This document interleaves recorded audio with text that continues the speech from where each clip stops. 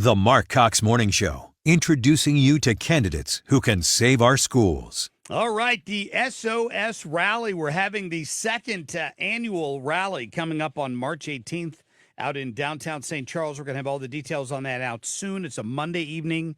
We'll meet out there probably at 6 o'clock and then maybe there an hour and a half or so. And you're going to get a chance to meet those school board candidates that are running in the April election who are going to be in our voters guide, which I'm hoping to have available to you by the end of this week. And right now, we're lucky enough to have two of those candidates in studio from the Francis Howell School District. Adriana Kuhn and Sam Young are both in studio with us. Welcome in. Thank you. Yeah, thanks, Mark. Yeah, good to have you here. I know I think you paid a visit to Mark Reardon recently, didn't you? We did. That's good. Yeah, Well, now first people time. will hear you, so it's a good thing. I'm just kidding. It was a joke. It was a joke. Good to get you in here, though. So, Adriana, let me start with you. Obviously, I tried starting last year to drive home the importance of parents stepping forward to have a voice on their school board. Yes. What was your motivation? In 2020, I started to get involved whenever I noticed in St. Charles County and especially St. Louis County, multiple schools were closed and not opening up back in September. So I started going to school board meetings. I started emailing the superintendent and all the directors. And that really catapulted me into getting involved in our schools. And now it's a really good time for me to take on this role. So I'm getting involved because I want to make sure that our schools are strong going forward and that we have the right people in place no matter what comes to us in these next few years. Yeah, did you feel like your voice wasn't heard? Francis Howell stayed open. I was really proud of Francis Howell for staying open, but a lot of other schools around in St. Louis County stayed closed. It hurt the students, and there was a huge push for us to stay closed.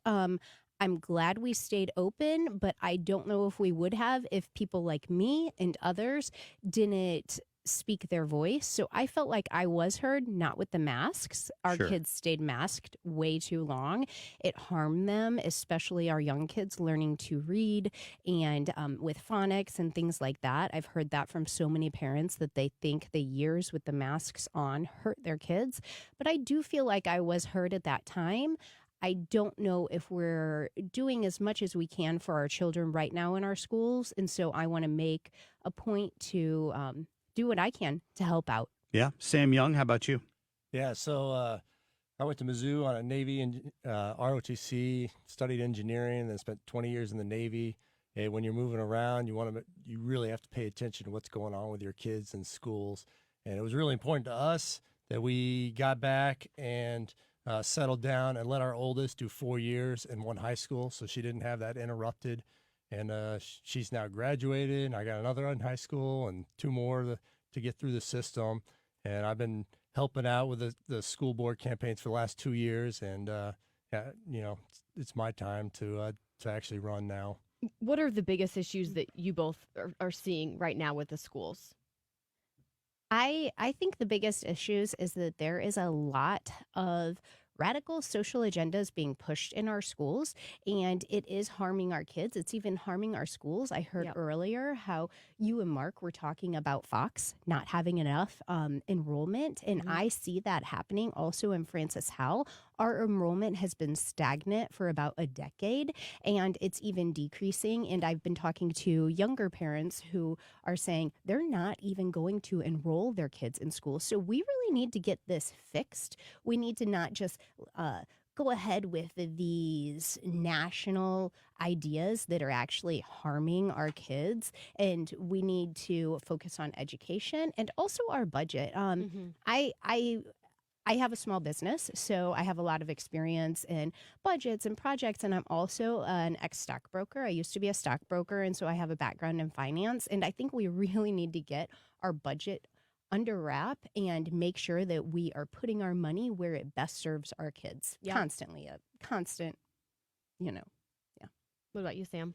Yeah, I mean, I don't understand why the newest ideas of society get directly taught to our kids. Right. We ought to be going just with the values and ideas that are widely held in our community, those things that are time tested, that are in line with our laws. You mean that there's only 2 genders? It's such a radical idea. It is you know? radical, I mean, know.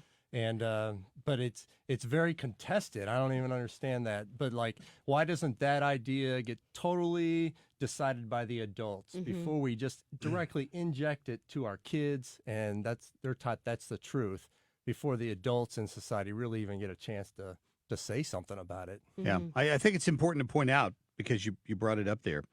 If you think that what they've just brought up is being overblown, I challenge you to go to the Missouri NEA website. There's a button you can push on there about the issues they believe in. Now, in a lot of these school district races, the NEA has endorsed candidates. You should steer far and wide away from those candidates. And if you need to know why, here's a good example of it right here. All you have to do is go to their website and find out the things that they support. Transgender, non-binary, gender non-conforming students, sexual orientation, the intersection of race. All of these are priorities for the NEA.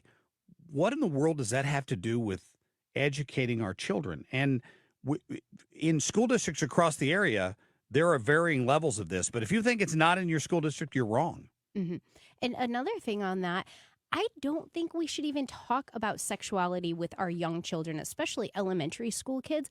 We do not need to talk about sexual preferences with our children who don't even know what sex is. I'm sorry. It's just gotten out of control for us to push this in our schools. And I think it's harmful. Well, and I'm glad you guys are out there talking about it. Thank you for being willing to step up. Ken Gontars is here, of course, in the studio as well with Francis Howell Families, and he's been key in organizing parents in that district. Did a great job in that last election cycle. Told me that there were 11 candidates who were interested in running, and you two were the cream of the crop, is what he told me. Hey. Nice, Sam. Yeah. 2 out of 10. I mean, that's not too bad.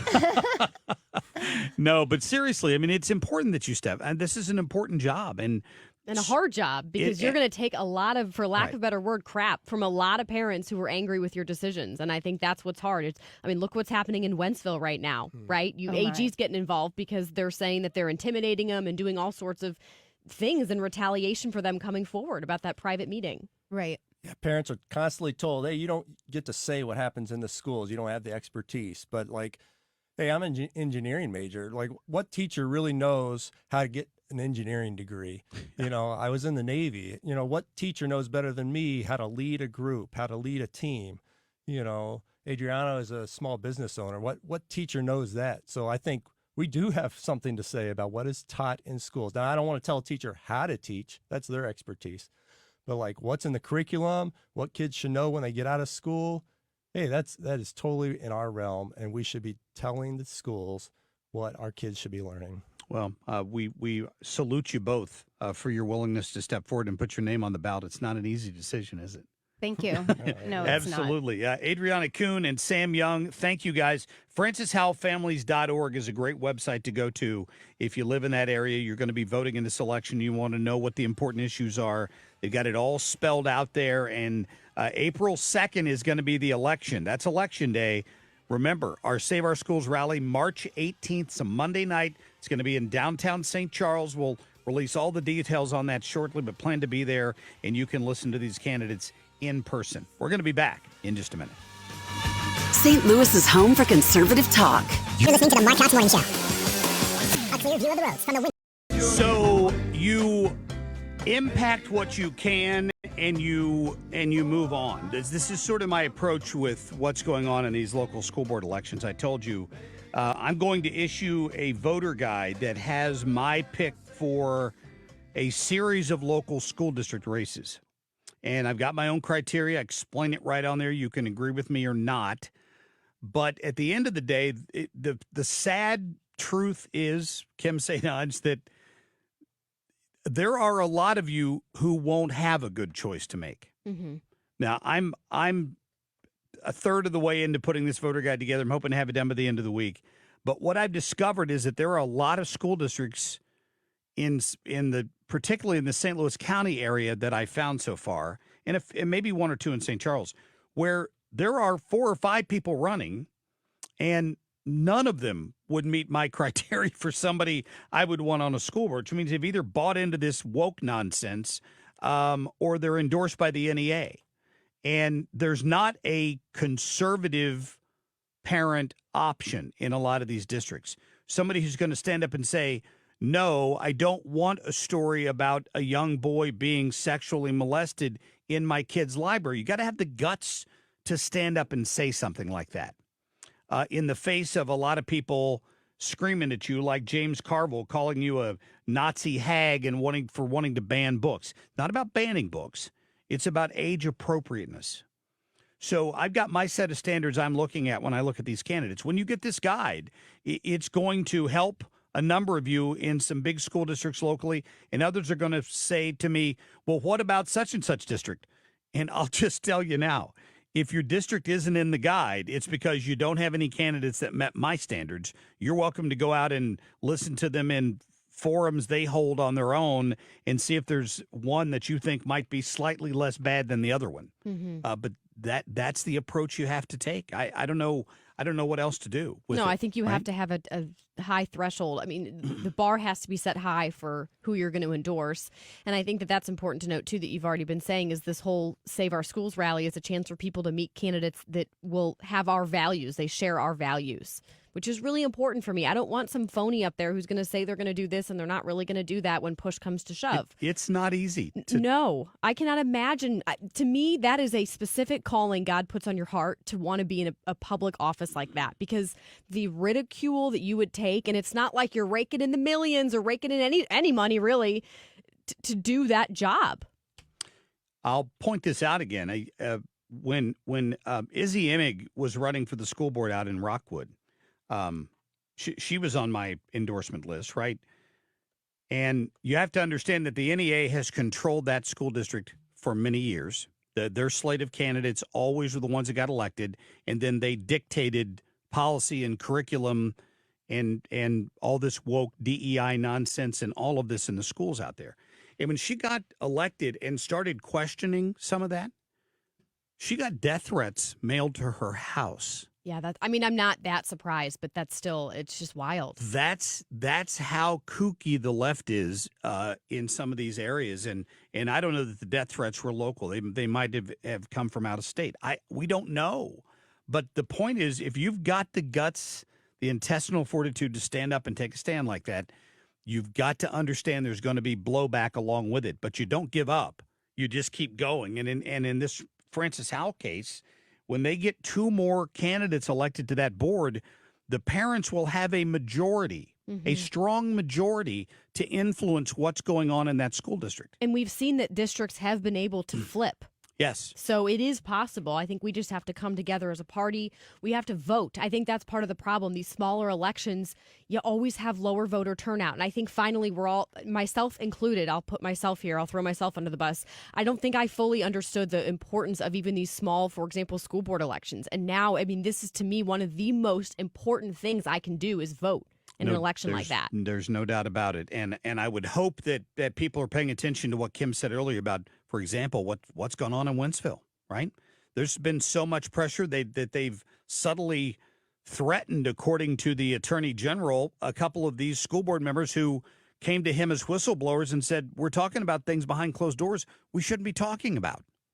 So there's some pressure on it. But again, in Wentzville, after this school board election, when they've got two more parent-centered people on that board, they're going to have a lot more control over what's going on out there, and they can stop some of this woke nonsense that they're feeding to your children and infecting our education system with. We'll do the best we can. Mark your calendar, March 18th, downtown St. Charles. Details to come on the Save Our Schools rally. All right, still ahead, Bob Eno is going to join me and talk more about what the caucuses are. They take place this Saturday in Missouri, and how you can take part. We'll be back in just a minute.